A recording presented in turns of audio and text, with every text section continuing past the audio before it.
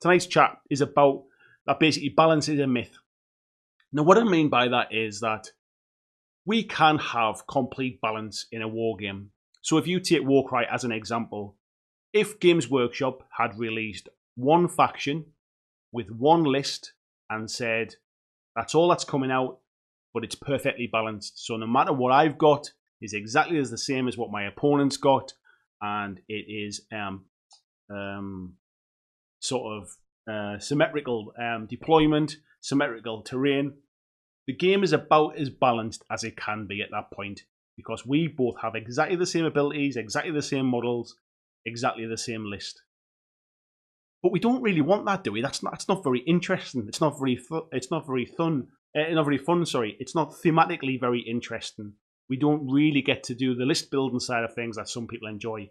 We don't really get to do the kind of choosing your individual warbands that people like to do. You can't sculpt a kind of a story around it. It's essentially chess on a tabletop. Well, chess is on a tabletop, but it's essentially chess in a war game, because we have exactly the same models and they're all set up the same. And even then, at that stage, where it is as balanced as it can be from the off, as soon as somebody moves, the balance kind of shifts a little bit, because then it's somebody has to go first, for example. Somebody has to go last. Somebody gets to do that second action. If one person knows more than another, there's a slight imbalance. So in reality, I personally don't think we really want total balance. What we want is the illusion of balance. We want the concept of the game being balanced. We want to come away from the game thinking that both players had a good time, first and foremost, and that they enjoyed the game. Because I think there's more to that, and I'll come on to that in a bit. Both players enjoyed the game, and they both felt that they had the opportunity to win the game.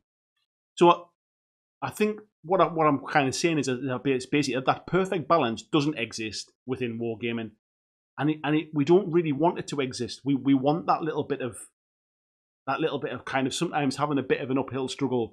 You know, I've heard your army's top tier. I'm going to give my go against it and really try and kind of defeat you. And if I defeat you, then I'm the better player, because I've taken a weaker army and I've battled and I've won. So there's that element to it as well. The other side as well is that for all I'm saying, kind of balance is a myth, and we don't really want it. You can screw up a game massively by introducing imbalance.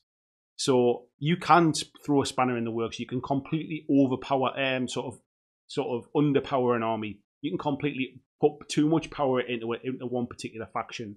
You can screw up the way that sort of games are played by terrain or deployment favors one kind of army, or so if you've got an army that has lots and lots of models and the terrain is very densely packed together, it's going to be very difficult for you to play. So imbalance can screw a game, and that's where I think the having fun side of it comes into it.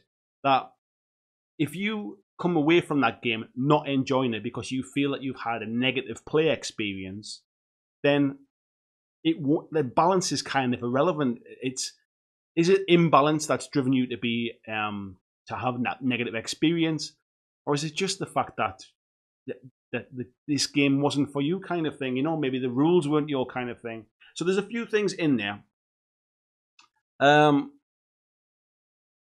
that basically. So if I boil this one back to Warcry, for example, people asking, is the game balanced? There's a few things that's kind of cropped up at the minute. So people are saying initially, is it just balanced? And from what I'm seeing at the minute, the two warbands that are in the box, I seem to be seeing games are swinging one way or the other. It's not like the Iron Golems are winning every game. It's not like the Untamed Beasts are winning every game. What Warcry does very differently to most other skirmish games, and to come on to a point that's just been mentioned there, is it throws into the mix that you pick your list, you pick your faction, and you put them together, you come to 1,000 points, and then you've no idea what you're going to face on the table. Not from an opponent point of view, but from a terrain features or from a win condition. So you'll have that army. You don't know what the terrain's going to look like. You don't know how you're deploying.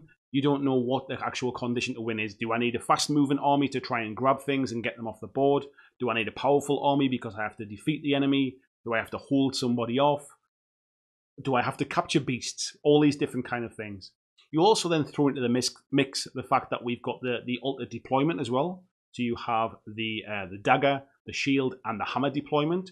And you have to decide which models go into which of those different detachments at the start of the game. It's not until you then draw the deployment and the terrain cards that will tell you at what point each of those come on.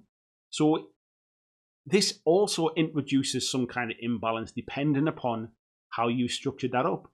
So I think Games Workshop have been quite clever with this, actually. Of all of the games that they've made, this is the one where perfectly balancing out the warbands is not necessarily the priority. It's preferable to try and do as much as you can to not not to imbalance the game and not to screw it up from the offset. But there's so much variation in the game. I mean, I was starting to watch the latest Stormcast episode tonight, the podcast that GW do with Sam Pearson, and he said that between the 4 different cards for setting up your terrain, your twists, those things, there's over, I think he said, off the top of my head, I think he said there's over 14 million combinations of those 4 cards from each of the 36 card decks.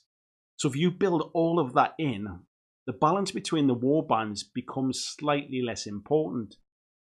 So whilst we strive for balance, and I think what we're really striving for, what we're really trying to achieve is the illusion of balance. The feeling that when you play that game, you don't feel defeated before you start, and you leave that game, win or lose, feeling that you had a fun time, you had a positive experience, that you had a chance to win, and I guess more importantly, you want to play again as well. Thanks for watching my video. I hope that you really enjoyed it. And if you did, why not consider clicking on the suggested video below to see more of the work that I've done. If you'd like to support the long-term sustainability of this channel, why not consider checking out my Patreon, where you can pledge and support from as little as $2 a month. And there is lots of different tiers and bonuses, which will give you access to a private Discord server. It will give you free t-shirts, free mugs, a podcast every month, and a number of other things, including getting your name at the end of every video, like these awesome folks who already support me now.